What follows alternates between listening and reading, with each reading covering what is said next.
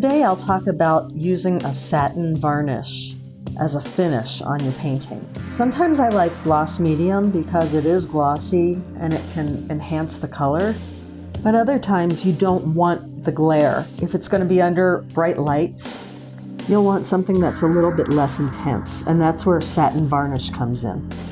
It gives a smooth sheen without being too glossy. I just got back from going for a walk with my friend Kathy, and we were talking about art. We're planning to critique each other's work on a regular basis starting in April.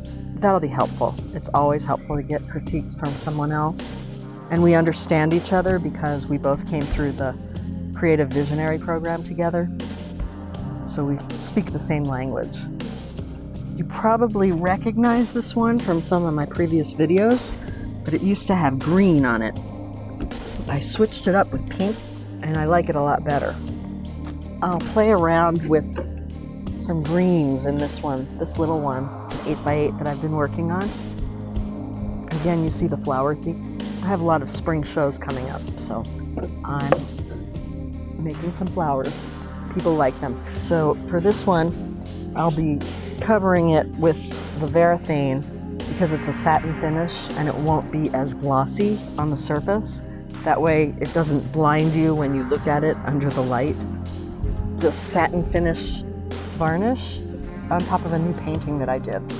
So I'm going to start with the varathane. Again, it's in this little paint can. I got a really small can of it because when I first tried it, I wasn't sure if I was going to like it, but I do like it. I still have about half the can left, but I haven't used it on a lot of my paintings. But what you got to do is mix it up, but you don't want to shake it because you'll get air bubbles in it. So I just stir it with a little plastic palette knife. Stir it up real good so it's mixed up. And then put that in some water. And then I have a brush, a special varathane brush that I keep in some water. And I'm just going to wipe it off and get some of the water out of there. It's almost hot today.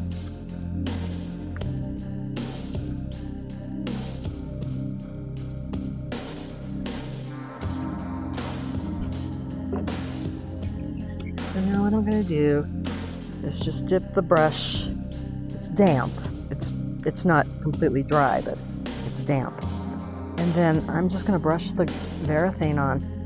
Some brush strokes in the vertical direction.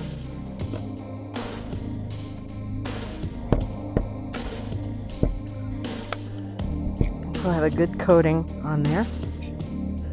Make sure that any little boogers of paint on there.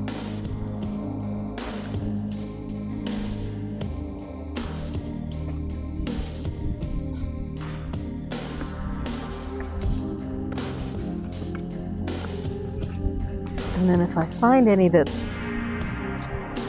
going off the edges and dripping on the sides, I'll just come by with a rag and wipe that off. Because I've already gloss medium the sides, and there's no sense in putting varathane on the sides too, because nobody's going to be looking at those. They just have to look decent enough that they're not, I don't want them all drippy. I do like the edges of my work to look at least halfway decent. I don't want people to get these ugly drip marks on their artwork when they take it home. So I'm just wiping that off here. So we have a uniform surface on the sides. Looks pretty good. And then what I do is I let it dry. I like to let it dry for at least 24 hours. So I'm just going to set it over here for now. After that dries, I'll decide if I want to do another coat, because sometimes it doesn't degloss it quite enough.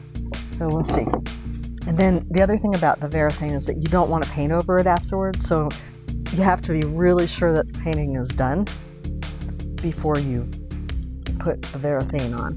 So what I always do is I put gloss medium on as a final coat on all of my paintings, and then if I decide that they're done and I want to put varathane on them, then I can do that. But if you think you're going to make little tweaks to your work, it's always a good idea to put the gloss medium down. That way, if you want to put another layer on top and you don't like it, you can wipe it off easily.